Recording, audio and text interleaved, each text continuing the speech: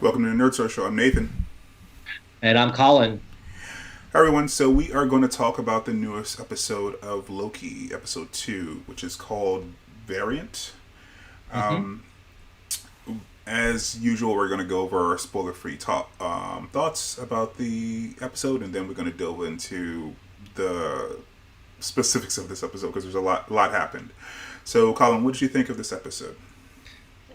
This episode kind of reminds me. I kind of, when I did my initial reaction on my own Facebook page, I said that it was pretty much like WandaVision, but with the crime thriller type of theme to it. So definitely a lot of drama and very compelling drama all throughout the first episode, almost in terms of edge of your seat type of thing going. And we can get into that later on. But I was almost like glued to the whole entire screen during the whole time of the whole episode, and just the kind of twists and turns, and also the different time periods that they go through. It's just so well done, and I think that Marvel's kind of getting their legs underneath them. If people thought that WandaVision had maybe some issues here and there with story or anything like that, or Falcon and Winter Soldier had some other things going on, I think that for this episode, you see a lot of that coming all together in a very kind of beautiful dance in some ways. So that's kind of like my general impression of it overall. But yeah, it's just been so compelling so far, just by the first two episodes.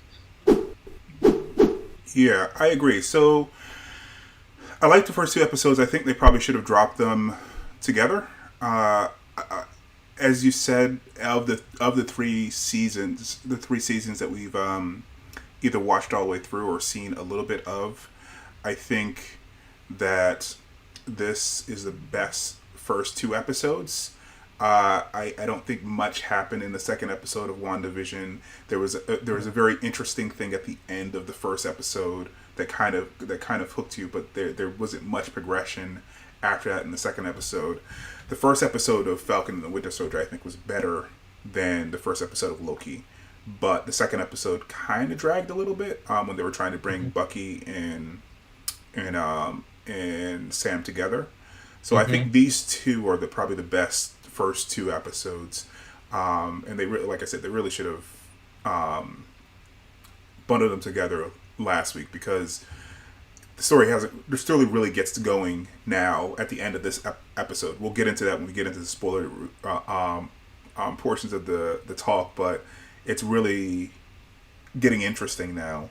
I mean, they had a little bit of a teaser at the end of the last episode, but now that we have this new revelation at the end, and not just a revelation at the end, but the specific thing that happens at the end that could cause some trouble for hmm for the TVA. The show is getting not just trouble for the TVA, trouble for the entire Marvel universe. And I hmm won't say any more than that because saying more than that would be spoilers. Uh, but yeah, it was pretty good.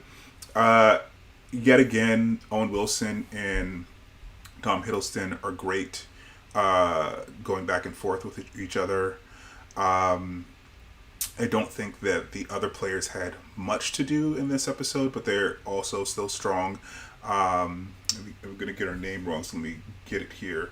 Uh, um, uh, Wunmi Mosaku. She Yes. plays Hunter B-15.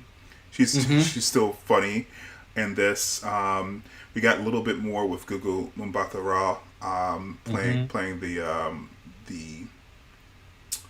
the boss that's above everyone else except for the time. What do they call it? Time keepers? Timekeepers. Yes. Yeah, she's above everyone except for the timekeeper. So she reports directly to the timekeeper. So they had an interesting conversation in this episode with her. And then we get another guest star, which, I mean, saying who she is, it will spoil things. But who's that played by? Do you know? I Um, actually do not know that person. It didn't really register to me. I have to actually look it up later Sophia. on. I'm looking at the IMDb page over there. Sophia Di Martino is who's playing our special guest star, well, not special guest star. She's probably going to be in the rest of the season for reasons that'll be clearer when you watch the episode or when we get into the spoiler stuff later on. But yeah, it was a good episode. Definitely enjoyed it. I definitely say it's still a recommendation for me to continue watching the show. If you were kind of reticent about the show because I don't know, maybe you didn't watch any of the Thor movies or whatever. And actually in the first episode they kind of do a recap show for people who didn't watch all the Thor movies, because there are definitely people who watched, say, the Avengers movies when they were big like team up and things, and trying to skip the Thor movies. And the first two Thor movies weren't that great. I think they had of the averages of MCU movies, they probably got the lowest Rotten Tomato score. So I can understand that people missed those movies. The second one definitely I think probably has the lowest of all MCU movies. I mean, it's still fresh, but it's like, I think it's in the 60s. So there are definitely people that probably haven't seen those movies and probably have missed parts of Loki's story, and they cover all that in the first episode, and they kind of really get into the plot of the show in this episode. So, yeah, definitely. All right, so that's our spoiler-free thoughts, and you can't really continue talking about the show without getting into specifics. So, spoilers ahead. So if you haven't seen the episode, come back and then watch the rest of this, or hopefully we'll cut another video and we'll separate it later on next week. So, what do you want to delve into specifically in this episode? I think we'll just start off with the first episode, with this the beginning of it, which is the Renaissance Fair, which is kind of a very interesting premise setting, plot setting, to have a Renaissance Fair. I mean, I just think that Marvel wouldn't have done something like this, at the very beginning of the MCU. I think that they have so much political capital and just like so much goodwill from the audience that you can just put a Renaissance Fair in there and they say, oh, it's actually very interesting. And so I think that it definitely took me a little bit of ways at what's going on here, but I think that, like I said, they really just took that leap, and I think that we're getting to the point where, hey, we can accept pretty much anything that they're going to throw at us, even in a Renaissance Fair in the year 1985 in Oshkosh, Wisconsin. It's like, that's such a totally random place to be in. And so I think that was very interesting. And then the choice of the music was also very interesting. If those of you that actually watched this 80s movie called Short Circuit, okay, with a robot, recognize this song. It was the hero song, and so it kind of took me back to the 80s and things like that, with the action kind of intertwined with it, which was really, really interesting. But overall, it was just kind of a interesting take on the song, but also the setting itself, to kind of start us off with the second episode. So very interesting Marvel, and I think that, again, people kind of give them a lot of goodwill for that, but if they did that 9 years ago, they'll be like, what's going on here? We're not going to pay money to see this. Yeah. So I was actually trying to look up if Oshkosh was where Asgard ended up in the comics, but it isn't. I think it ended up near Oklahoma City. So I have no idea what the Oshkosh, Wisconsin thing is. But 1985 is actually the year that Back to the Future came out. So yes, maybe that's true too. Maybe that's why they landed there in 1985. But it was definitely random, and the song choice has been showing up a lot in pop culture over the last couple weeks. I think it definitely showed up in the Masters of the Universe trailer. Oh, really? Yeah. So there was a teaser last week, and they actually their teaser had the "I Am a Hero" thing first. So they got out there first. They got out there first with that music. But it also showed up somewhere else. I was actually watching Kevin Smith's podcast last week, and he mentioned that it was somewhere else as well. But yeah, it's definitely in the zeitgeist. Apparently, everyone's bringing back that song. Because I'm sure the different producers on these shows or these properties weren't like talking to each other. It's just I don't know. It's all pops up at the same time. It's weird how things happen like that in pop culture. They just bubble up at the same time. But yeah, it was an interesting beginning. With you didn't really know what was going on when the hunters showed up before Loki and Mobius showed up, because there was a lot of fighting, and we found out later on the woman who was fighting, the hunter that was fighting, was possessed by, I guess we can jump to the end, by Lady Loki at the end. So that's a power that I don't think that we saw our Loki, or not. I guess this isn't our Loki. Our Loki died. 2012 Loki. This is not a power that we've seen 2012 Loki, who has the same power set as our Loki, do before. We've seen him control people, but not like possess people. And when he controlled people, he used the Mind Stone. He had the staff and the Mind Stone. So she's definitely the superior Loki. And I wonder. I mean, there's all kinds of questions. There's all kinds of questions about who she is, right? So when they went on this mission, they showed that there are all these variants of Lokis, and those were. I mean, there's so many Easter eggs in this show. Those are actually things that have shown up before. So there's Easter eggs for other things in the MCU, because one of the Lokis was blue. So that was a Loki. That's a Loki that decided to continue being a frost giant, I guess. One of the Lokis was like really buff, and that's actually from the comics.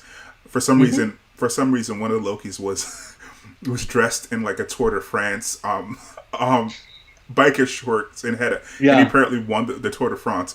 I don't know. I guess that's what created the variant, because he decided to ride in the Tour de France. So I don't know if this is just a different variant, or in the comics, Loki becomes Lady Loki after Ragnarok. I think he's reborn as Lady Loki. I think he's been reborn as it's like Kid Loki at one point as well too. So maybe at some point we'll see Kid Loki in this series. I think that's part of the reason why in the beginning of every episode the logo changes into different kinds of, and actually the actual logo for the show, which you guys can see right there on the screen, it has different letter types for different, I guess, variations of Loki. So maybe we'll bump into other Lokis as well as we go on this journey, because she chased after her, and the TVA now has their hands full because she created all these branches, and I don't even know if they have enough manpower to chase after those. Those things are going all over the universe that we've seen of Marvel. Anyway, we've seen it went to. So if you look at that last scene in the readout, some of them went to Volmir, some of them went to Hala, some of them went to the Nowhere, which is the giant head in space. One of them went to various places in America, so not American history, in Earth history. So it seems like they're so short staffed that Renslayer, Gugu's character, had to pick up her baton to try to go out in the field to fix some of these issues. So I think that I don't know what Lady Loki's plan is, but it looks like she's gonna try to get to the TVA while they're out. And I don't know what her ultimate plan is when she gets to the TVA, because she doesn't want to take it over, because she already rejected Loki's request. So what do you think? What do you think her plan is there? Yeah, I am really.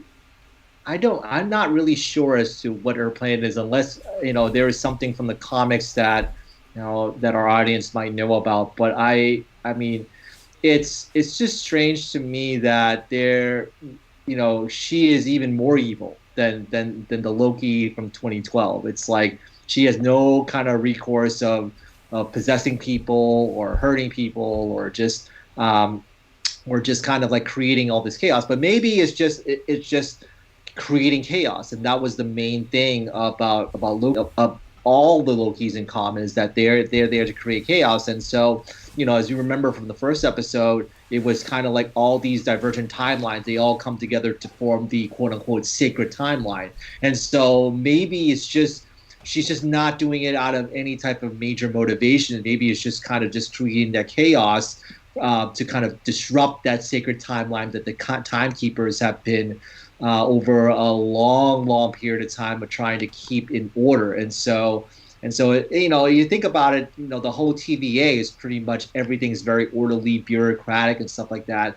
And so Lady Loki might be in some ways, disrupting all that sacred timeline, or it could be that she might have been a timekeeper. Who knows? I mean, she might have had some type of dealings with timekeepers in the past, and the timekeepers kind of said, "Nope, you're kind of destined to be not what be a kind of a supporting character, or you're supposed to be a villain all throughout, or you're just going to you are preordained to do that." And she probably couldn't take it. She couldn't probably take that type of that type of destiny. So restriction, she probably restriction. So she's like, okay, screw all you. I'm just going to mess around with the timeline to do that. Or she might have been one of those bureaucrats that was in the TVA, and maybe Loki is kind of like her what's it called, her avatar in order to kind of create that chaos. So it could be both ways, or it could be totally wrong. So I'm just kind of like spitballing here overall to see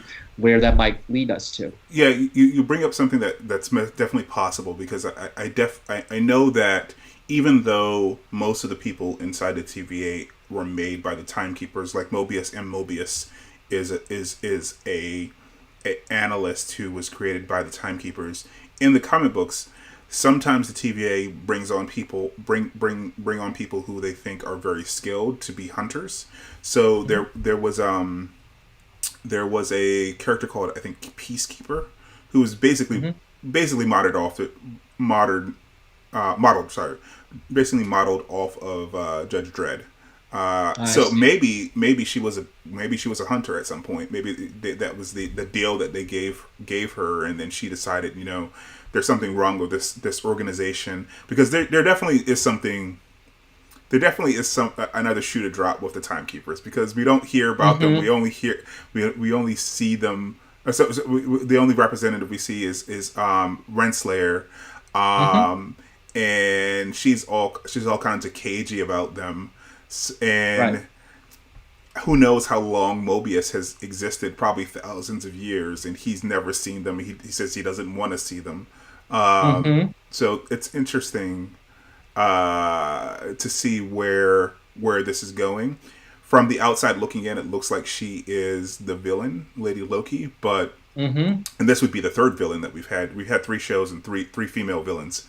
Exactly. But in the previous show, we had a misunderstood villain. So maybe this is another misunderstood villain. This is a villain who knows that the real villainy is the timekeepers, and they're trying to keep this order. I think I mentioned last week that the timekeepers, really, their motivation is to make sure that they continue to exist, because they were created at the end of time. So they don't want to make sure want to make sure nothing from the beginning of time until the end of time screws up their creation.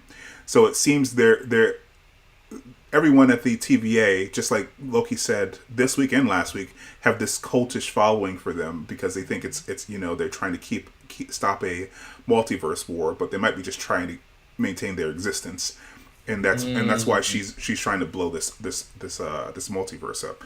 This does raise a lot of questions. I think every week people have questions, because getting into time travel is always kind of thorny, because what they did was had this movie that was written by someone completely different than who's the writer on this show, and we have questions still out there, like what happened to Steve? Why wasn't he picked up by the TVA when he went back and spent time with Peggy? Wouldn't that have created a different timeline? I mean, we don't know, right? So I think what we were being told, the propaganda that we're being told in the first 2 episodes, there is maybe there's a partial truth to it, but it's not the whole truth. Yeah, I really think that there's definitely something going on that they're hiding. I mean, just by Renslayer talking about the fact that, oh yeah, we kind of just let go of the adventures, and basically, Loki was saying, what about those adventures that came back in Mm-hmm. time? Like, no, no, no, they're good, they're good. And I'm like, so what? There's no consequence. And you brought up a very good point. Steve had to go back to maybe Steve, was authorized by the timekeepers to kind of go back in time and they did it correctly. Maybe they did. I'm not quite sure. Right, but so like the you could sort of explain away what they did was supposed to happen, what she said, which is what she said, right? Because Steve went back and put the stones back. But after Steve put the stones back, he went back and stayed with Peggy. That was not supposed to happen because that's not what happened the first time. So that would have created a branch that they didn't prune, Yeah. or they didn't cut. So there definitely has to be an explanation for what happened there at some point, because it makes no sense if what they're saying if what they're saying is true, and they have a whole organization saying that there's only one timeline and they always prune all the branches, and because they're trying to avoid a multiverse war. I think they're lying. I think multiple universes already exist, and they're just trying to maintain this one, so that there isn't any excursion into this one, so they can maintain their existence. I mean, if it's anything like the comics, anyway, or the timekeepers don't exist and Renslayer's just lying to everyone. That could be another thing, or it could be some sort of secret deal that the TVA just kind of popped in and told Steve, say, hey, just stay out of history. And basically, I mean, think about it. I mean, I don't know if it's now true, is that when Peggy talked about Captain Rogers saving them, they had the kids on in the, I think this is from Winter Soldier. They had the kids, the picture. They didn't show Steve, and it was kind of technically it was Steve who was there. So maybe it was just him kind of staying. They made a deal. He made kind of a deal to say, stay out of history. You can have this, but because you saved the universe in some way. So could have been some type of trade off maybe with Steve Rogers. Yeah. I would also say that there something else could be going on with Renslayer, because she in the comics is always coupled with Kang the Conqueror, who's a time traveling despot, Yes. who's always clashing with the TVA. So she is his mate. In the comics, so maybe Kang is behind all of this, and they've already cast Kang. So we said already that Wunmi Mosaku is in this show, and her castmate from Lovecraft Country, Jonathan Majors was cast as Kang, And he's supposed to show up in. He's supposed to show up in Quantumania, the next Ant-Man movie, but he's shown up a lot in a lot of TVA stories in the comics, so it's very possible that he'll show up in this show as well at some point. So that's another thing that's out there. I don't want to get into wild speculation like people did back with WandaVision, seeing Mephisto everywhere, but that's definitely a possibility. And I think that we lost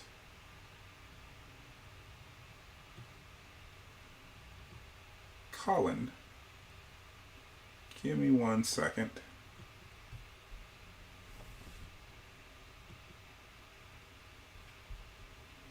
Let me reconnect. Sorry for anyone who's watching this live. I will try to edit this out for later on.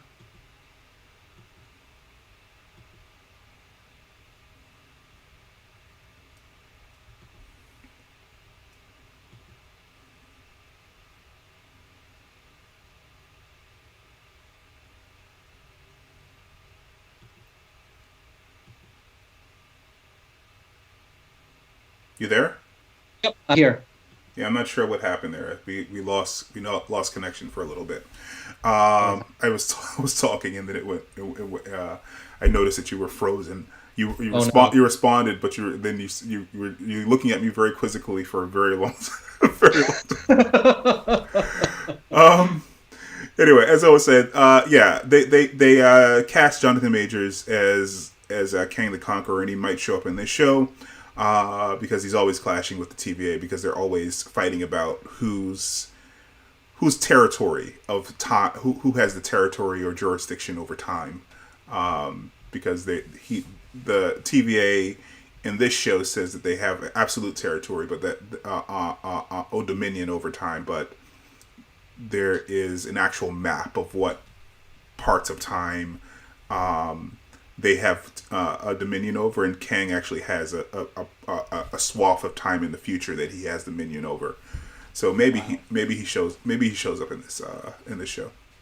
Yeah, I would definitely say it's more of like maybe definitely post credit type of thing because he is a big character. Mm-hmm. I mean, just by looking at Marvel's kind of track record with these shows, they're not going to show anything big. Maybe somewhat of a small reveal, maybe like maybe someone like a subsidiary of Kang that's going to show up, like some type of proxy or something like that. Because if we remember from WandaVision, it was kind of Evan Peters was there, and then for Falcon it was Julie Louis-Dreyfus. So it's like kind of a proxy of like the bigger character. So there might be some proxy that's going to show up of Kang that's going to tell the audience, oh, this Kang is going to be coming soon, but it's not actual Kang. So that's kind of like how they're structuring it based on that track record so far in terms of appearances. But hey, maybe this is chaos, so maybe they will show Kang. Yeah, I mean, and just like Maybe he'll show up. I mean, I think his girlfriend or his would-be wife or mate is a pretty good proxy. So maybe we'll just get a scene with her talking to him over some sort of communication thing, and we assume we don't know who she's talking to at the end of the season or whatever. Right. But yeah, she's showing up, and because this is not her role. I mean, the Kang stuff is a little obscure inside of Marvel. I mean, he's usually a Fantastic Four villain, but the TVA stuff is super super obscure. So I can't cop to like reading any of the books. I just know of them basically doing research. So I don't know if Renslayer has showed up in any of the TVA books, but I don't think that she did. So I think might be more Marvel Studios doing their own thing and sticking her in there because it's time travel stuff, and they'll connect it to the Quantumania and the Kang the Conqueror thing. Right. And Kang is such a big villain in Marvel that I don't think that they're going to defeat him in an Ant-Man movie. I think that's too small of a venue to have him defeated. I think that he's going to have to be confronted by not just the Avengers, but the Fantastic Four once they launch that thing. So this will be like maybe like the first Avengers where you had Thanos in the background kind of orchestrating things. Well, but I don't know. We'll see. We'll have to see. Well, in terms of to test your theory, I mean, I think Ant-Man is coming out in 2023, and then like I think that's the last movie that was dated. I think in February 2023, and then they had an unknown. Then they basically said Fantastic Four, basically, but they didn't put a date on it. So it could be in some ways it could be a build up almost from Ant-Man to Fantastic Four to Avengers 5, to that kind of build up, and that could be the kind of multiverse type of the set of movies, and then you have the Black Widow, Thunderbolts, weird portion of it. Somehow they're going to kind of connect together in Avengers 5. Right. I mean, that's how it kind of structured right now, and then you have to sprinkle in some X-Men here and there, just to kind of get the fans going. I forgot about the X-Men. There's so many characters. So many characters. It's like I got sprinkle in the X-Men, and then we just heard about Black Panther. But just to go back a little bit on Loki, I think that I think we're getting too big with the MCU right now. It's kind of right. I mean, they're talking about the universe, so it's not. Unlike WandaVision, when people were like spinning out, they're talking about the entire universe, and the list of places that Lady Loki sent things to disrupt or create branches. It was basically every single place in every single movie, even the smallest movies that we've seen that she sent something. So it's not outside of the realm of possibility to talk about the entire universe, because that's what she did. She sent things to everything in every place in the universe. That's true. Yeah. They were saying also on the internet about like how these kind of branches could be our what if scenarios, and that's like wow, that would be cool. They kind of connect that. That would be because really, what X really is awesome. What if is the next show, so it'd be really cool if they just go right into that. Yeah. Exactly. And I think that going back to kind of episode 2, I think we kind of got lost with the multiverse, and it's definitely a really, really good discussion with the multiverse, because all sorts of nice theories and stuff. But what kind of helped ground the episode a lot was about kind of Loki doing all that detective work. That was really fascinating. That was very cool. Yeah, that was really, really fascinating stuff. Him kind of like doing CSI, it reminded me of CSI or like Law and Order type. Yeah. Him kind of, like you said at the beginning in the non-spoiler part of him, kind of, kind of exchanging ideas with Mobius about this and that. And then basically him solving the riddle basically of how he's hiding, how the variant, Lady Loki is hiding in these apocalyptic scenarios where you don't get any. I mean, that's very, very solid, creative, brilliant writing. I would say brilliant writing to kind of set up that premise for him to kind of go through that process of detective work and then figuring that out. I'd say that was really, really great overall. Yeah, it was definitely great writing. It also shows that he is smart, right? He's smart. He's smarter than Thor. Thor is a little bit of a bumbler. I mean, if you look through the movies, but I mean, his downfall is that he's smart and he's arrogant about it. It's like he could be just smart and just and Thor said that. I mean, Thor said that in Ragnarok. He loves Loki, but he's always like so arrogant about it. I mean, he loves Loki. He knows that he's smart, but Loki has to tell everyone that he's smart. So so even when he left, Mobius left the table. And he said, "You're really." I think he said he's really smart or something like that, or you're brilliant. And he was like, "I know." It's like it seems like he doesn't. Even though he's saying that he's smart all the time, he doesn't really believe it, or he doesn't. He needs that validation. That conversation that he had about that Mobius said about you can believe one or two things. Either I feel sorry about that shivering boy left in the snow, or I will tell you anything. That was really interesting, because he definitely has. He definitely has father issues. He was neglected by two fathers. He was out and out neglected by one father. He's basically left on a rock because he was a runt. He was too small to be a frost giant. And the other father never really treated him like his own.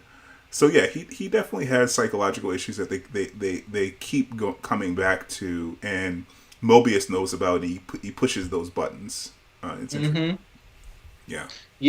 I think that's definitely that whole scene really, like I said in the non-spoiler part, like it kept the narrative going, but it also kept me at the edge of my seat, because I was like Loki. I was like, okay, how do we solve this? How do we find this person? And then him figuring that out, and just like, I think it was just, I think he saw a piece of paper that said Ragnarok. I don't even think it was from Thor Ragnarok. It was some sort of apocalyptic scenario or event. And he was like, yeah, that makes sense, that there's no like variant signature because of it. So yeah, that was just so. I when he found that out, I was just like cheering for him because he's like he found it out, and and Mobius was like, wow, this is really really great, and it took and it basically took Mobius that whole scene with him with Renslayer, like convincing her that hey, this theory might work, Mm-hmm. because he is very brilliant and stuff. Mm-hmm. And so I think that him vouching for Loki is just kind of like I think that that's definitely different from what Thor's relationship with Loki is. Thor's relationship is definitely brotherly, but it's almost like at times bullying.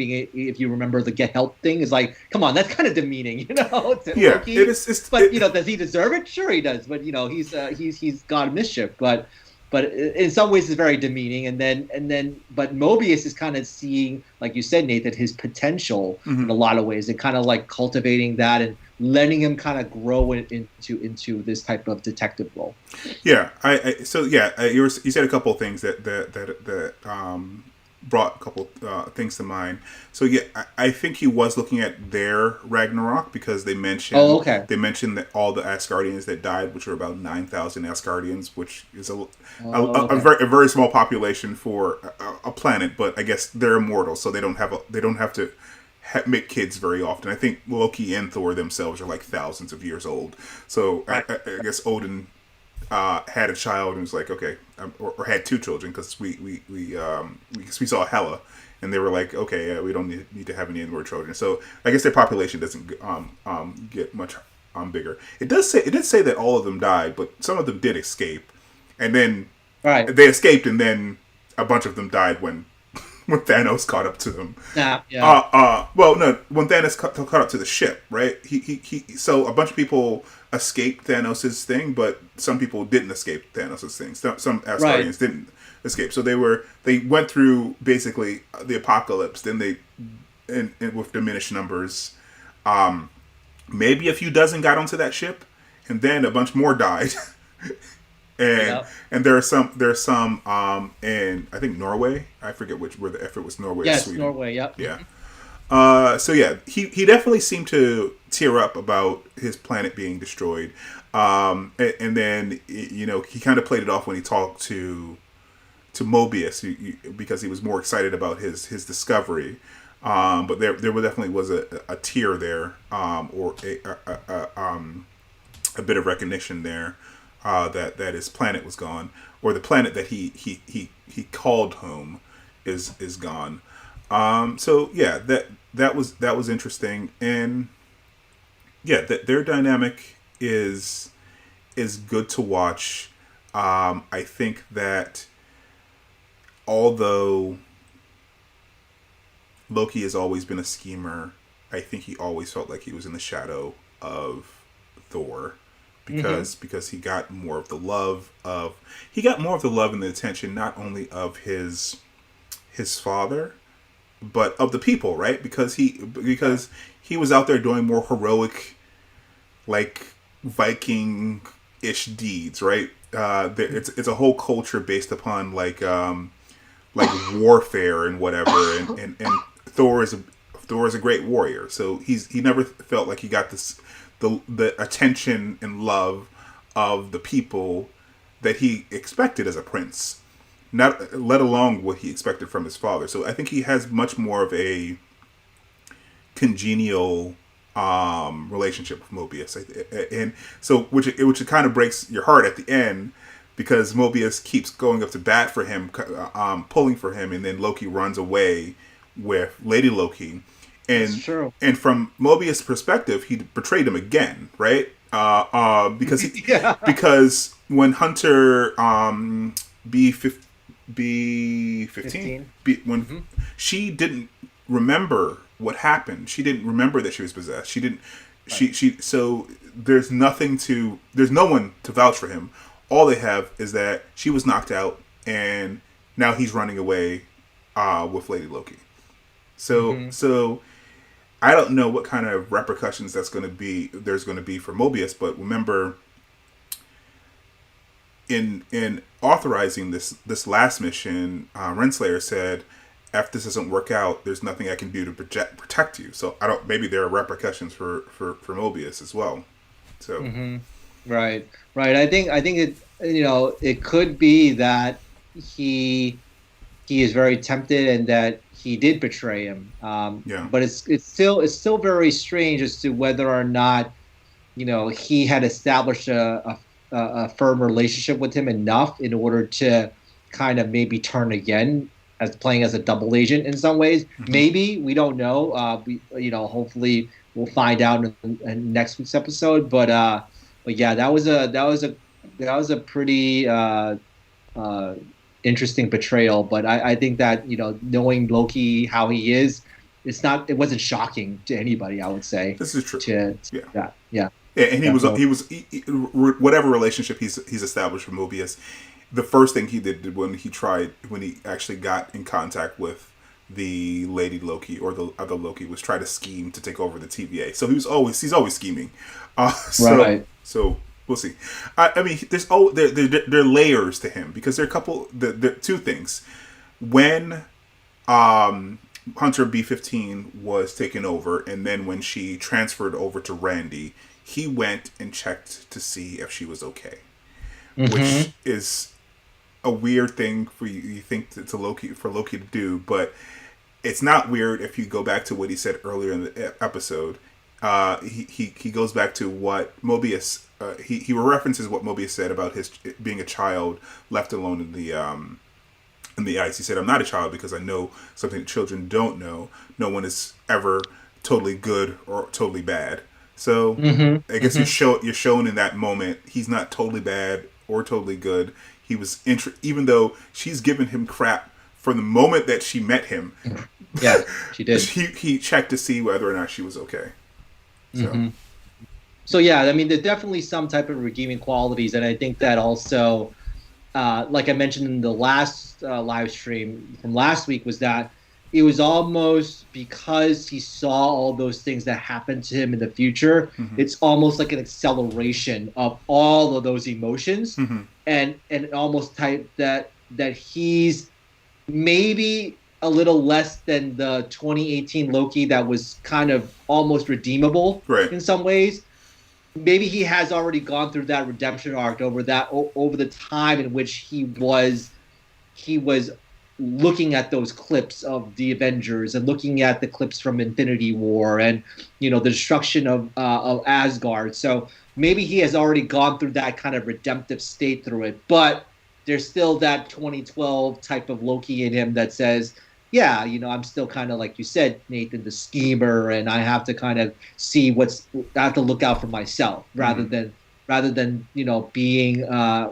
being kind of like the egalitarian type of thing and saying I look out for B-15 or Mobius or stuff like that. But also it's kind of strange because he's developed these kind of personal relationships with these individuals like Mobius, hmm but then he doesn't really believe in the timekeepers either. He thinks it's all bunk, hmm just like when he was sitting at the desk with Miss Minutes, he was it's all like, come on, hmm do I really need to read this? It's like, come on, like, hmm I don't really believe in this stuff, I'm just kind of doing this because I have this kind of relationship with Mobius. That's And why also that's what motivates him.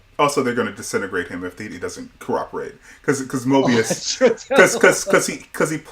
he pulls some BS at the beginning of the episode of the Ren Fair, and Mobius is he's kind of up to his head to neck with it. That's why he says that thing about I'll tell you anything or the child because when he puts him down to do research, it's like if you want motivation, pretend like your life depends on it because his life does depend on it. So yeah, and he even says earlier in the episode that he'll delete him himself.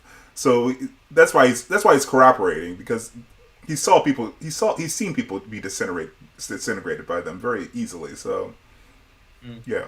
Yeah, I just kind of like this type of approach from Marvel. Just like there's just so many layers that you can dive into and just like kind of see the psychology of it. Whereas in WandaVision you saw definitely was a lot of grief.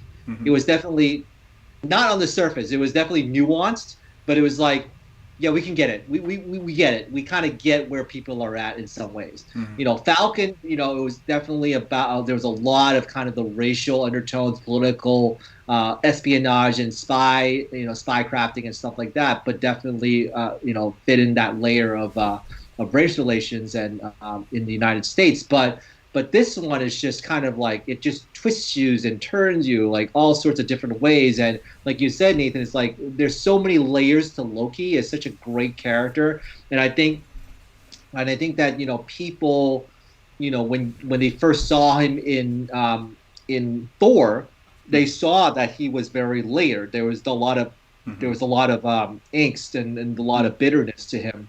And then it kind of evolved into the Avengers and stuff like that, and he became a very compelling. It's probably one of the first villains that was very compelling to a lot of people, and so because of that, they just kind of took that and just brought it to another level. And you can definitely see all those multiple layers, and in some ways, it kind of reminds me of Jack Sparrow from the Pirates of the Caribbean. You never know what side he's on. Right. You never know.